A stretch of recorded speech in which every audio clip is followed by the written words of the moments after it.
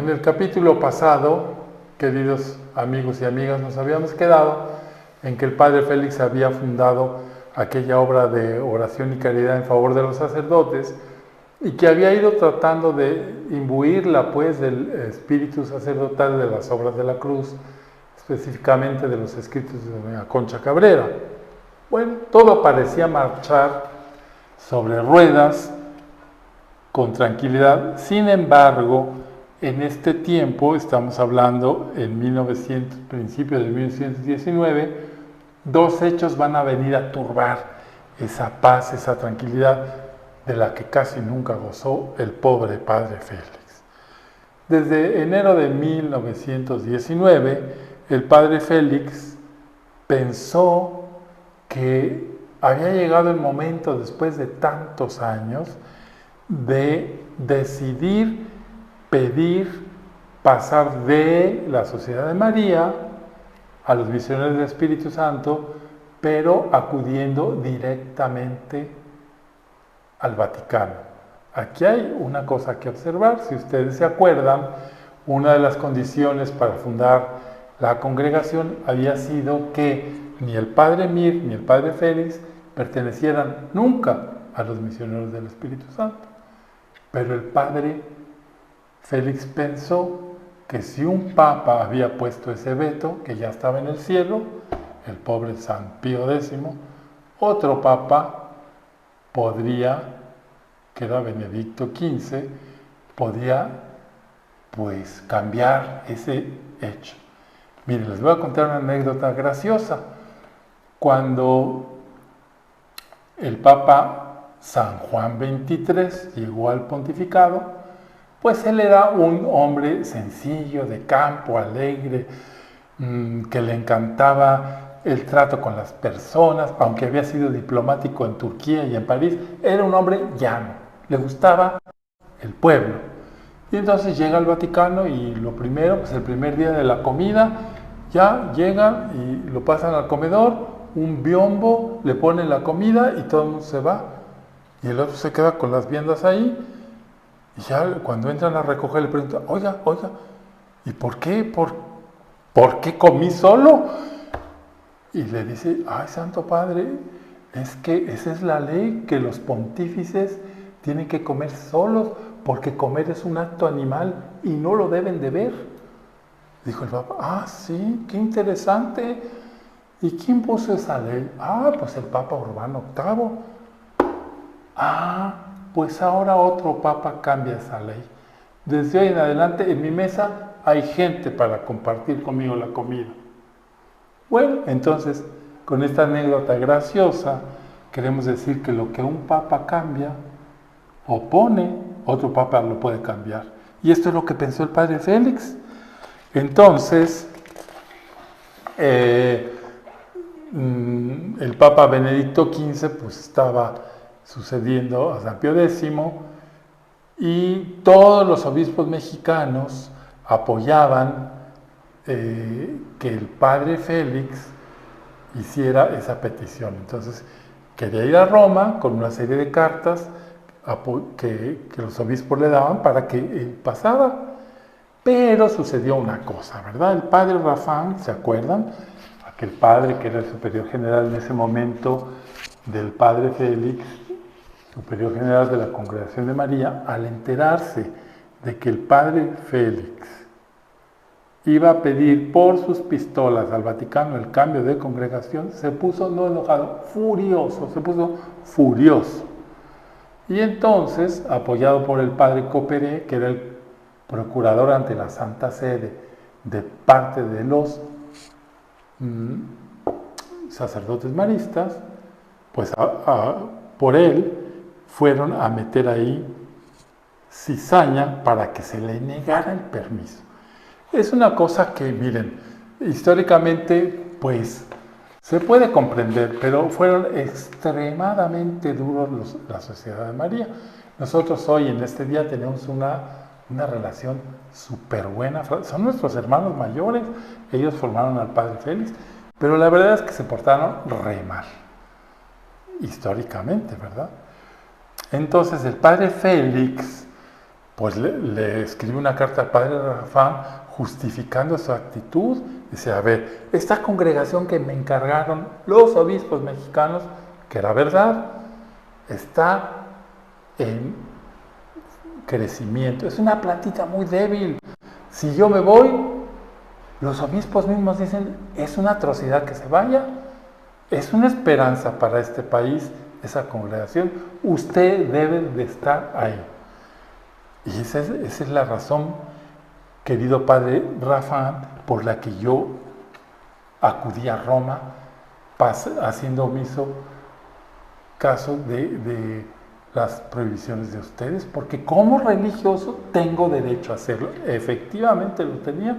Nosotros, todos los religiosos que pertenecemos a una congregación de derecho pontificio, les voy a decir esto también para que lo sepan y se entienda el contexto, si tenemos una divergencia, problema, trifulca con los superiores, bueno, que son nuestros legítimos superiores, tenemos la instancia de acudir a Roma directamente al Papa.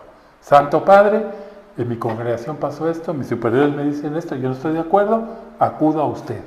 Eso fue lo que hizo el padre Félix. Y eso es lo que todo religioso de un instituto de derecho pontificio tiene, pues, derecho a hacer. Entonces, por lo tanto, lo que sucedió es que como el padre Ranfam metió ahí al padre Copperé, que era ese compañero que había sido del padre Félix y que le había jurado que iba a ser su enemigo, después veremos el motivo por el cual le hace ese horrible juramento. Lo quería mucho, le digo, yo lo quiero mucho, lo respeto muchísimo, pero siempre en su fundación seré su enemigo. Valiente amistad. Entonces, pues con todas esas acciones en el Vaticano, al pobre padre Félix le vuelven a negar el permiso.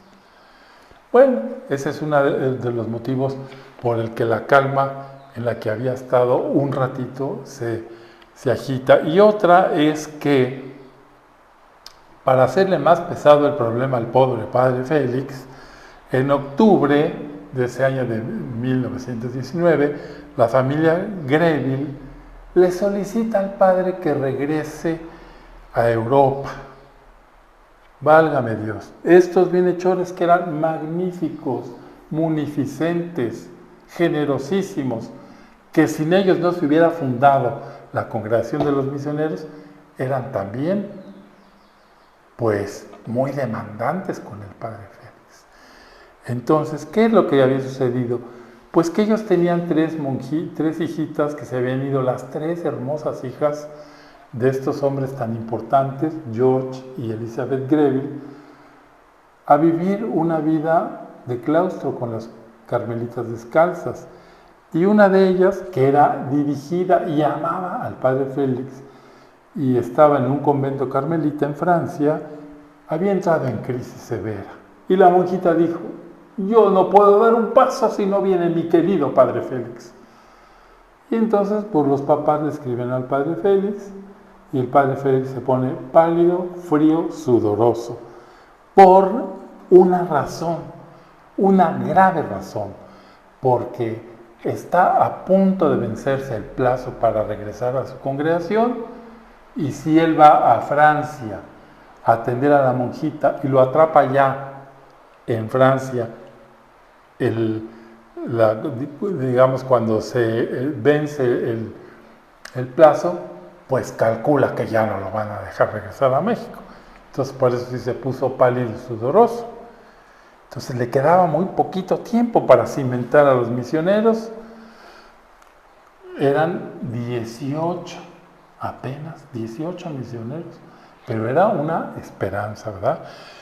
Bueno, y luego él había empezado a fundar una escuela apostólica, que es una historia muy bonita. ¿Cómo se le ocurre a él esa? Ya la contamos antes, la fundación de la escuela apostólica, y pues se le hacía absurdo ir, pero por otro lado, pobre padre Félix, también era absurdo no ir, cuando les estaban mandando dinero para la manutención de las vocaciones, Les habían gestionado todos los permisos para que el padre fundara. Mandaban dinero para las religiosas de la Cruz para que tuvieran becas para las monjitas. Pues también era absurdo no ir.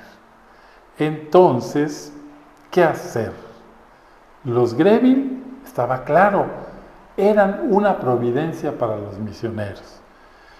Bueno, pues el padre Félix, como hacía siempre, consultó a los obispos, especialmente a don Leopoldo Ruiz, que en ese momento era su director espiritual, y gestiona con el padre Rafán, que también está muy comprometido con la familia Greville. Ya les habíamos dicho que eran los Greville, que eran ricos, eran grandes benefactores primero de la Sociedad de María, y entonces pues los apoyaban económicamente con mucha generosidad, y entonces le escribe al padre Rafán para solicitar el permiso, porque dependía de los superiores maristas, el padre Félix, que le dieran el permiso de ir a Francia, pero también le ponen ahí una clausulita diciendo que le garantizaran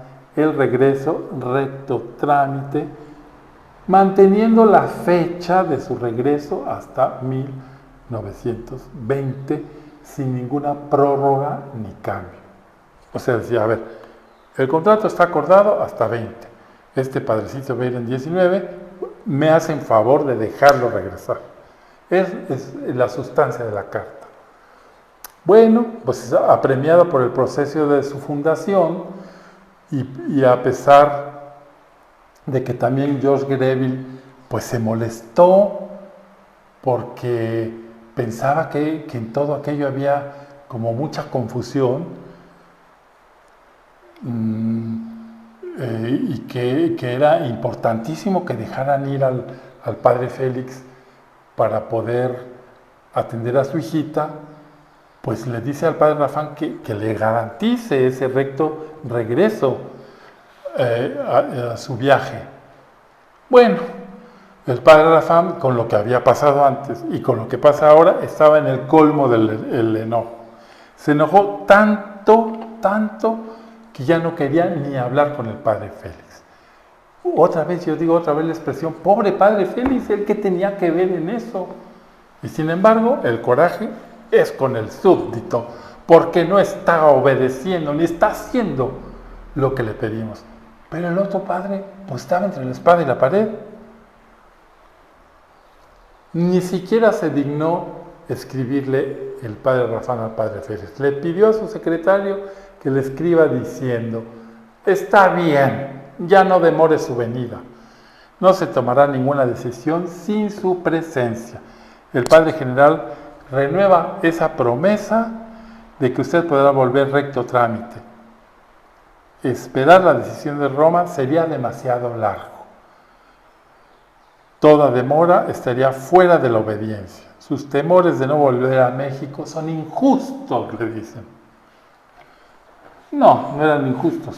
Esto es lo que dice la carta del secretario por parte del padre Rafán. No eran injustos. El padre Félix había experimentado en su experiencia en carne propia, pues cómo se la habían gastado, ¿verdad? Bueno, por otro lado, pues en Morelia, en donde se habían obtenido, Morelia es una ciudad que está al occidente de México, ¿no? Como unos 450 kilómetros de la Ciudad de México, que es la referencia más conocida de todos nuestros amigos que son extranjeros. Pues de ahí, de ese seminario, había obtenido la mayoría de sus vocaciones, pero también en ese momento pues le cerraba la puerta el seminario, porque con la partida de don José Álvarez Herrera, que había sido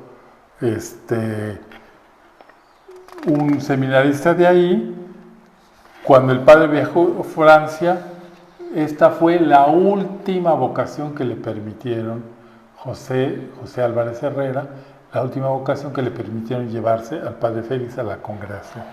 Entonces, bueno, pues esa pequeña minita, ese goteo que habían sido de grandes vocaciones que después serán padres muy insignes de nuestra congregación, termina ahí, ¿no? Entonces era pues una pena más. Y a partir de ese año, el padre Félix empieza a pensar que tiene que prever diríamos hoy, la autosustentabilidad. ¿Cómo hacer para no estar hurgando de acá y de allá? Pues entonces, si le ocurre, como ya había dicho, fundar una escuela apostólica, que sería como un pequeño vivero de vocaciones que van desde niños, adolescentes, para cultivar, para que la congregación tenga posibilidades de crecer. Bueno, esta fundación es una historia muy bonita porque el padre Félix se da la tarea de buscar un lugar, de arreglar los dormitorios, todo en una gran pobreza, ¿verdad? De tener un lugar para que jueguen, comedores, una capilla bonita, una imagen de la Virgen que ya les conté que regaló Conchita, etc. Entonces era la fundación, el 8 de diciembre de 1919, era una gran esperanza, como de hecho funcionó muy bien para nuestra congregación.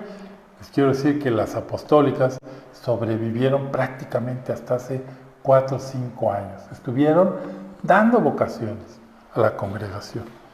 Bueno, finalmente, después de todo esto, el padre Félix llega a Francia y le manda carta al padre Raffan, humildemente, para ponerse a sus órdenes y visitarlo en Lyon, que era donde estaba la casa general en ese momento de los padres maristas.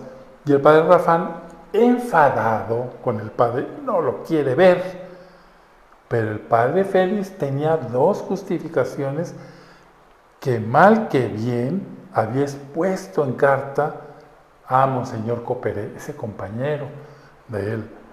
Primero, la manera en que el padre Raffan y la Sociedad de María habían dudado de él, sometiéndolo a duras pruebas durante 10 años, y la traición que había hecho el padre Raffan a su palabra, porque el padre Raffan había prometido dejarlo partir en el momento en que la Santa Sede diera su anuencia.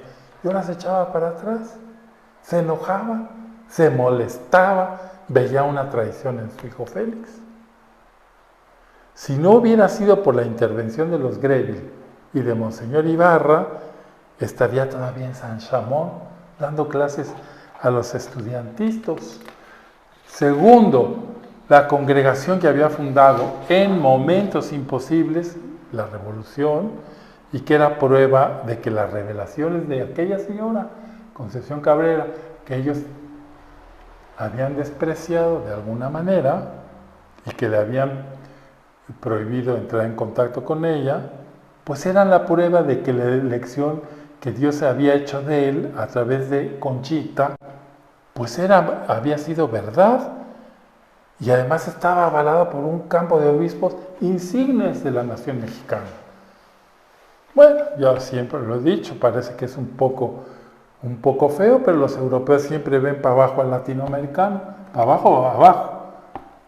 Pero, pues lo único que tienen de más es la soberbia, podríamos decir, porque los otros habían estudiado, tenían una vida de gran rectitud, tenían una vida de gran pastoral, con diócesis inmensas, llenas de gente, y ellos así chiquito, pobrecito, en el sentido de que podamos entender una pastoral. Entonces, bueno, todo esto, pues un poquito de pasión sí le echamos, pero porque la verdad es que se dan las injusticias y nadie dice nada. O sea, ellos no tenían derecho a hacer eso. Bueno, pero a pesar de estas justificaciones, el padre Raffan no lo ve, no le da la oportunidad, ni tiene la menor intención de escucharlo. Para él todo estaba ya dicho. Que el padre Félix arreglara el asunto con los Greville que regresara a México y que volviera definitivamente en julio. Yo pienso, es una interpretación, no me malentiendan, en el corazón del padre Félix ha de haber pensado, ay Dios mío, que no regrese yo jamás, porque con todo lo que ha sucedido, si con lo que pasó me mandaron a pedir limosna de casa en casa y a dar clase a niños, pues con esto me van a mandar a barrer la celda de no sé quién, de los presos, ¿verdad? Pobre padre Félix. El padre Félix no tardó en arreglar el asunto con la carmelita Greville, y mientras estaba en esto volvió a escribir al padre Rafán y al señor Jorge Greville. Y reforzó la carta preguntando al padre general que si lo que les había dicho en ese momento de legítima contrariedad era realmente un impedimento para que el padre Félix lo fuera a ver. O sea, como que notó que era una pataleta, ¿verdad? El padre general Rafán concluye diciendo que el Papa Benedicto XV podía dispensar lo que Pío X había prohibido. Ay, bueno, señor Rafán, pues claro que podía hacerlo. No le iba a pedir permiso a usted. Esto es una decisión, pero eso le dice, bueno, si el Papa Benedicto XV quiere, pues puede quitar lo que dijo el otro. Y que él estaba decidido a ver en dicha decisión de la Santa Sede la manifestación de la voluntad de Dios. Esto ya se lo habían dicho antes. Y cuando fue Monseñor Ibarra a decirle que el Papa lo quería, le dijeron, pues no. Bueno, lo volvieron a decir. Nuevamente volvía a prometer obedecer al Papa. La estancia del padre Félix en Europa se extendió porque los Greville le insisten en que ahora la otra carmelita estaba en Dijon y ahora le piden que vaya a Lisieux, donde está la otra hija, Georgette, que había ocupado el cargo de carmelita descalza en el convento de Santa Teresita del Niño Jesús, y le habían dado su lugar y había tomado el nombre en religión de Teresa del Niño Jesús y de la Santa Faz. Menudo honor, es que era gente muy poderosa, y hasta en la religión influye la gente poderosa, habrá que decirlo. Y luego le piden también, es que no tenían llenadero los señores, que fuera a darles un retiro a Malinas, que tenían una casita allá, en Bélgica. Y estos fueron los motivos que hicieron que el viaje del padre Félix se alargara más tiempo del proyectado. El padre Félix pensó que estando ya en Europa con Monseñor Cerretti, que era delegado apostólico, y los obispos de México trabajando su caso en Roma, pues ¿por qué no iba a hacer esa petición? Usando el pretexto de la petición de los Greville, aguarda para ver qué hilos podía mover en las instancias vaticanas, entre sus amigos. A él no le agrada esta estancia. El padre Félix era todo para su congregación y todas estas burocracias lo tenían deprimido. Pero el padre Félix leía en las contrariedades de la realidad y de sus disgustos que tenía con los superiores un significado que está en consonancia con su llamado a la cruz. Dice, pues es que desde que estoy aquí no tiene más que cruz. Y parece ser que esto es una continuación. Yo creo que el padre Félix estaba tan imbuido de la espiritualidad de la cruz que estaba decidido a que finalmente le negaran el permiso. Y hubiera obedecido igualmente. Bueno, va a Lisieux y según sus planes irá a ver a su padre, a su hermano Estanislao y a su familia. Y de ahí se irá a España, luego volverá a Malinas a los ejercicios con los Greville y por último a Roma para ver qué sucedía con el permiso de Benedicto XV para después volver a México. Bueno, en realidad el padre, como lo hemos visto ya desde hace años, había sido llamado a vivir en la oscura luz de las virtudes teologales. Así tal cual, en la oscura luz. Y Conchita se lo dijo una vez: padre, usted va a ser el molde, usted tiene que vivir en perfección las virtudes, especialmente las teologales. Desde que conoció a Conchita, había decidido voluntariamente caminar bajo su nocturna claridad, y con esta entrega, la gracia había trabajado en él, pues durante los 10 años que duró su destierro en el exilio, para purificarlo. Y ahora Dios le estaba exigiendo más.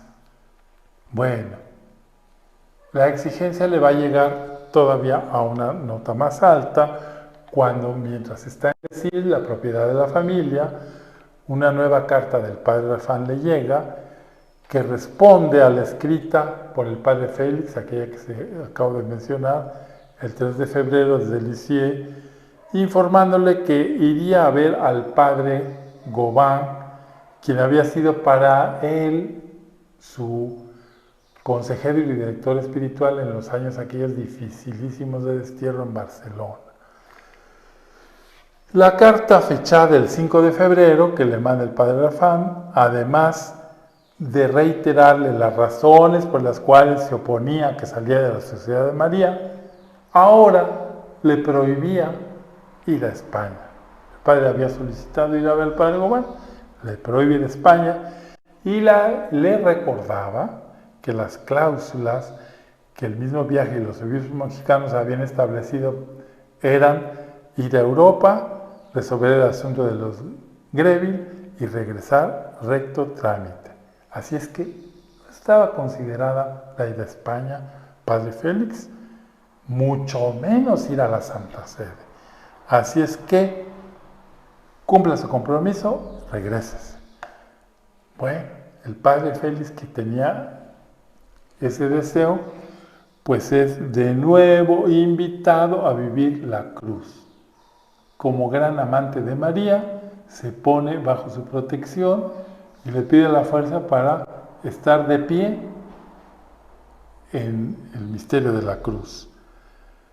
Bueno, pero estando en esas, recibe el 12 de febrero una carta de Monseñor Charretti, que era prefecto de la Congregación de Religiosos, donde le dice que el Papa Benedicto XV ratifica la prohibición que había hecho San Pío X en 1913. Cree que es conveniente el Papa no cambiarlo. El Papa dijo: ¿usted no pertenece? Yo digo: creo que es justo que usted no pertenezca. El Papa. El padre Félix, pues ¿cómo estaría el pobre mío? Estaba desolado. Se cierne sobre él la noche del Espíritu en su corazón, pero también se aferra a lo único que siempre había tenido en su vida, las virtudes teologales. Y se acordaba que Conchita le había dicho que él sería de esa congregación. ¿Qué pensar ante esto? Le escribe a Conchita el padre Félix esta cartita diciéndole: en medio de las amarguras más grandes, es un dulce consuelo para el corazón sentir que uno hace la santísima voluntad de Dios. Su afirmísimo Padre, enteramente resignado y feliz bajo su pesada cruz, la bendice y le pide encarecidamente a Jesús hasta lograr que no me deje, a pesar de todas mis miserias e infidelidades, tantas, que las olvide, que me perdone y me llame. Entonces, atrás de esta carta está la certeza del Padre de lo que Conchita le había dicho. Ya había dicho: Jesús dijo que usted iba a salir de su congregación con el permiso de sus superiores para pertenecer a los misioneros del Espíritu Santo. En esta dolorosa carta está esa certeza. Bueno, todo pues, se le vuelve oscuro, ¿verdad? Porque además de que hay una gran vivencia espiritual, también está la realidad que lo aplasta como una piedra. Está pronto a partir. Al llegar a París se entera que el barco no partirá, se demora hasta el 30 o 31 de marzo, vuelve a Malinas, en Bélgica, donde se encuentra con los Greville. Al saber la noticia, lo solicitan para impartirle de nuevo ejercicios espirituales. El padre Félix aprovecha para consultar al cardenal primado de Bélgica, Monseñor Mercier, quien es un hombre de profunda sabiduría, conocedor y respetado en los círculos vaticanos. El cardenal Mercier lo escucha pacientemente y lo tranquiliza y le dice: no quiero hacer una profecía, pero tenga confianza. Usted verá que a última hora intervendrá un factor en la que usted no cuenta y todo se arreglará. O sea, el cardenal lo confirma en su intuición profunda de que sí se haría, como le había dicho Conchita, por querer de Jesús. Le dice: padre, pues usted tranquilícese porque ya verá.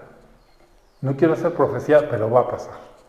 Bueno, después se retira a la abadía de los benedictinos, quienes, pues ahí yo me imagino que el padre les lloró, ¿verdad? Porque le dan ánimos, lo consuelan. Y el abad de esa abadía benedictina de Malinas, el padre Sucet, le cuenta la historia. El padre Félix lo confirma en su vocación a la cruz y le dice, todo esto lo escribió el padre Félix en sus diarios, ¿verdad? Le dice: habiendo hecho lo que ha hecho, fíjense qué duro, es lo que en el fondo el padre pensaba, conviene que sea quebrantado, crucificado, que lo separen, que lo tengan por nada, que lo arrinconen. Y le dice el padre, el abad: yo no solamente lo creo, sino que se lo deseo. Será lo mejor y el coronamiento más propio para su obra. Esto le debe de haber dolido muchísimo al padre. Pero en el fondo uno piensa, pues sería como una consecuencia lógica. Sin embargo, no. Jesús quiso cumplir la promesa que le hizo Conchita. Eso quiso. Y es una manera de también nosotros de certificar, de valorar, de decir, pues es que le habló y es que es válido todo lo que trataron Jesús y Conchita, que se hace presente a la hora y en el momento en que Jesús quiere. Bueno, después de todos estos hechos, el 31 de marzo, el padre Félix regresa a México. Hasta aquí lo dejamos en este capítulo. Esperemos que lo disfruten y que puedan hacer una reflexión con esto que hemos visto.